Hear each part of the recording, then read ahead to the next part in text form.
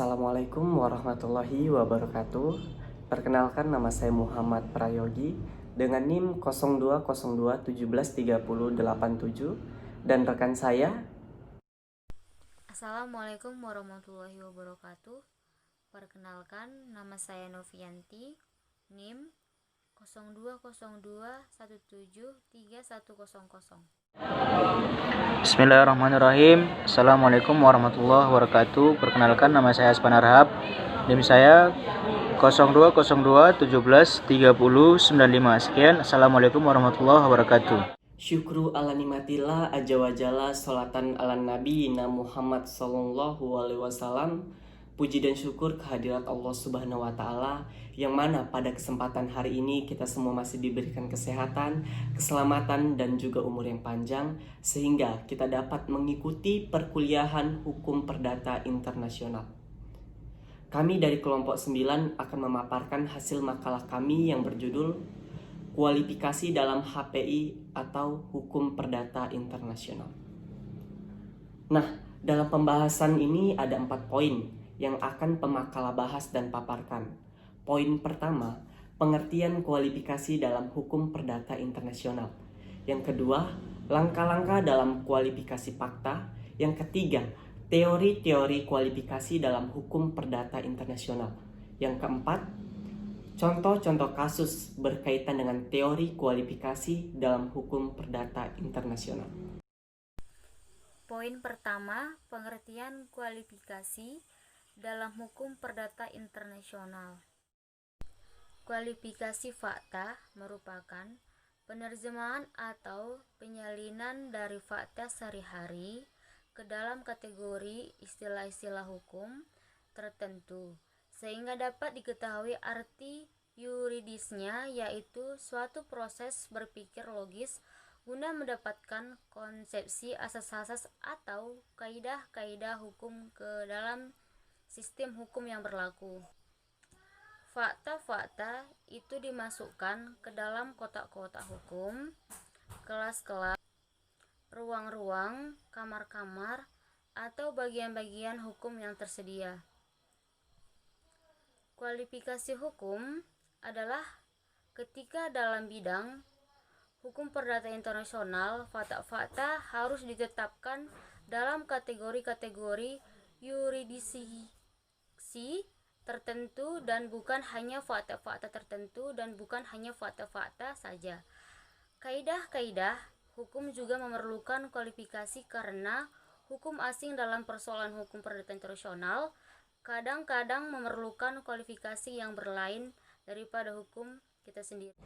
Nah, kualifikasi dalam hukum perdata internasional ada 2 macam, yaitu kualifikasi fakta dan kualifikasi hukum. Kualifikasi fakta adalah kualifikasi yang dilakukan terhadap sekumpulan fakta dalam suatu peristiwa hukum untuk ditempatkan menjadi satu atau lebih peristiwa hukum berdasarkan kategori hukum dan kaidah-kaidah hukum dari sistem hukum yang dianggap seharusnya berlaku. Atau kegiatan mengkualifikasi sekumpulan fakta suatu perkara HPI ke dalam kategori yang ada. Sedangkan kualifikasi hukum yaitu penggolongan atau pembagian seluruh kaidah hukum ke dalam pengelompokan pembidangan kategori hukum tertentu yang telah ditetapkan sebelumnya, atau mengkualifikasikan sekumpulan fakta ke dalam kaidah-kaidah atau ketentuan-ketentuan hukum yang seharusnya berlaku atau lex causa.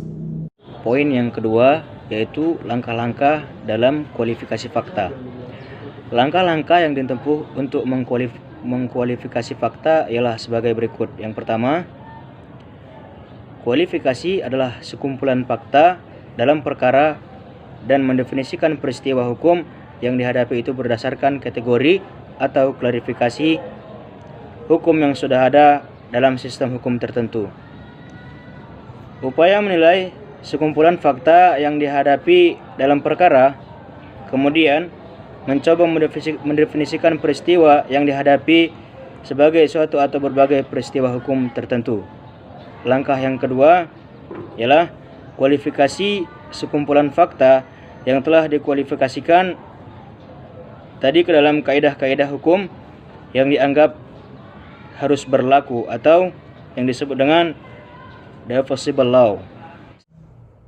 Poin ketiga, teori-teori kualifikasi dalam hukum perdata internasional. Dalam mengelompokkan fakta-fakta ke dalam istilah-istilah hukum tertentu, terdapat beberapa teori yang biasanya digunakan. Yang pertama, teori kualifikasi lex fori. Teori ini beranggapan bahwa kualifikasi harus dilakukan berdasarkan hukum dari pengadilan yang mengadili perkara teori lex fori. Karena sistem kualifikasi adalah bagian dari hukum intern lex fori tersebut. Nah, di dalam teori kualifikasi lex fori terdapat pengecualian. Yang pertama, apabila perkara yang dihadapi menyangkut penentuan hakikat suatu benda sebagai benda tetap atau benda bergerak, kualifikasi dilakukan berdasarkan ukuran-ukuran yang dikenal dalam lexitus atau hukum tempat di mana benda terletak.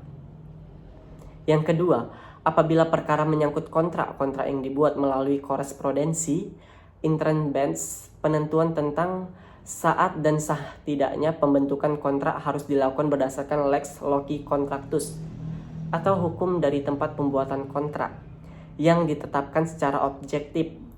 Yang kedua, teori kualifikasi lex causa. Teori ini merupakan perluasan dari lex fori yang beranggapan bahwa proses kualifikasi dalam perkara hukum perdata internasional dijalankan sesuai dengan sistem serta ukuran-ukuran dari keseluruhan sistem hukum yang berkaitan dengan perkara tersebut. Nah, yang ketiga, teori kualifikasi bertahap. Teori ini bertitik tolak dari keberatan terhadap teori kualifikasi lex causa, karena kualifikasi tidak mungkin dilakukan berdasarkan hukum yang seharusnya berlaku.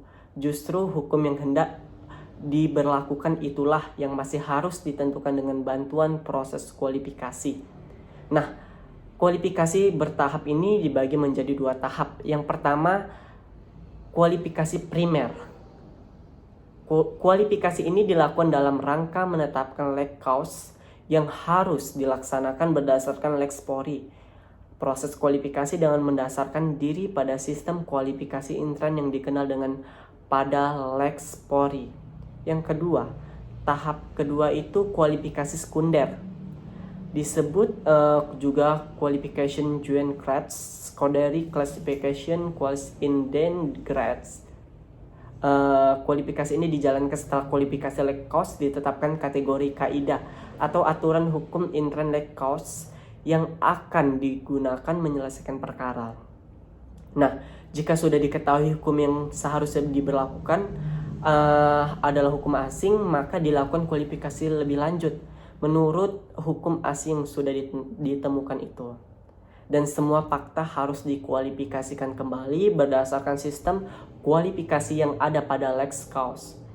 Yang keempat, teori kualifikasi analitis atau otonom.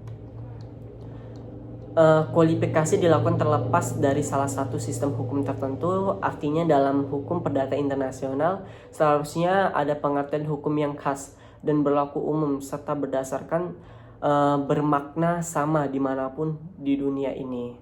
Nah, meskipun teori kualifikasi ini sulit dijalankan, akan tetapi hal yang dapat ditarik sebagai pelajaran adalah cara pendekatan atau sikap seperti itu perlu dibina dalam hukum perdata internasional. Meskipun sebagai seseorang akan mengkualifikasikan sekumpulan fakta berdasarkan lex fori, sekalipun konsep-konsep HPI atau hukum perdata internasional jangan diartikan hanya berdasarkan pengertian lex fori belaka, akan tetapi harus juga berdasarkan prinsip-prinsip yang dikenal secara universal dengan memperhatikan konsepsi-konsepsi di dalam sistem hukum asing yang dianggap hampir sama dengan analogi atau analogus. Yang kelima, teori kualifikasi berdasarkan tujuan HPI.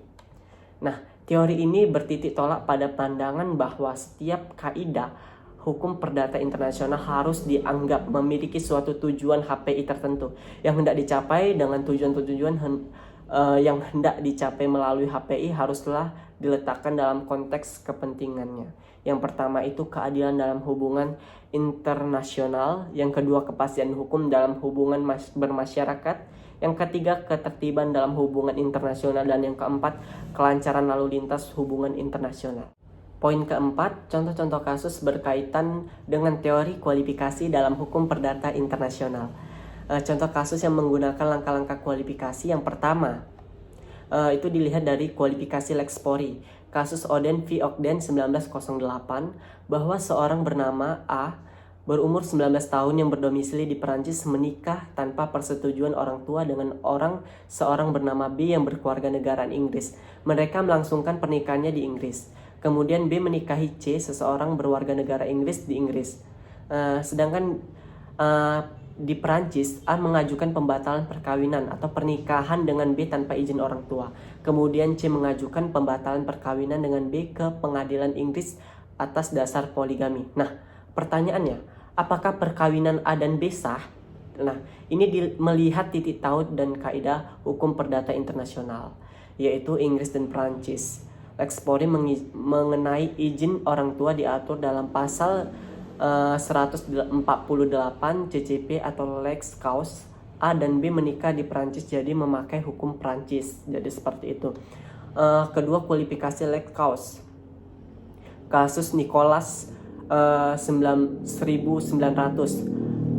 bahwa A warga negara Prancis menikah di Prancis dengan B warga negara Prancis tanpa perjanjian perkawinan tahun 1854. Kemudian setelah menikah mereka pindah ke Inggris karena A meninggal dengan testamen yang mengabaikan semua hak istri atas harta perkawinan. Maka B menggugat ke pengadilan Inggris. Menurut hukum Inggris, hak milik benda bergerak pasangan suami istri diatur dengan sebuah kontrak. Jika tidak ada kontrak, maka berlaku Lex Loci Celebration, sehingga memakai hukum Perancis dan menyatakan bahwa harta dalam perkawinan menjadi harta bersama meskipun tidak dibuat kontrak, sehingga testamen dianggap batal dan permohonan B dikabulkan. Yang ketiga, kualifikasi bertahap. Contoh, seseorang meninggal dunia dan meninggalkan sejumlah harta peninggalan berupa benda tetap dan bergerak di berbagai negara. Pewaris berkeluarga negaraan Swiss berdomisili terakhir di Inggris dan meninggal di Inggris pula, maka pembagian warisan diajukan ke pengadilan Swiss. Jadi seperti itu. Jadi closing statementnya dalam makalah ini, dalam menyelesaikan kasus-kasus atau perkara-perkara hukum perdata internasional yang menyangkut subjek hukum antara negara, dibutuhkan suatu penerapan hukum dari suatu negara yang bersangkutan dengan subjek hukum yang berperkara, yaitu dengan cara kualifikasi. Nah, kualifikasi merupakan proses untuk memutus perkara perdata internasional dengan cara menyalin fakta sehari-hari ke dalam istilah-istilah hukum yang akan digunakan. Dalam melakukan kualifikasi ini terdapat beberapa teori. Yang pertama itu teori kualifikasi berdasarkan Lex Pori, Lex Cause, kualifikasi bertahap, dan juga kualifikasi otonom. Mengapa hal ini dilakukan? Karena aturan yang dipakai dalam menyelesaikan masalah hukum perdata internasional adalah hukum yang terdapat dalam suatu negara yang kemudian diterapkan terhadap fakta tadi, di mana hukum setiap negara itu berbeda-beda, sehingga untuk mencapai tujuan hukumnya, untuk mencapai hukum bersama, yaitu keadilan, maka hakim atau pengadilan dalam memutus perkara bukan tidak berdasar, tetapi melibatkan teori-teori kualifikasi yang ada. Demikian yang dapat pemakalah paparkan, kurang lebihnya mohon maaf, dan kami sudahi. Wabillahi taufiq wal hidayah. Wassalamualaikum warahmatullahi wabarakatuh.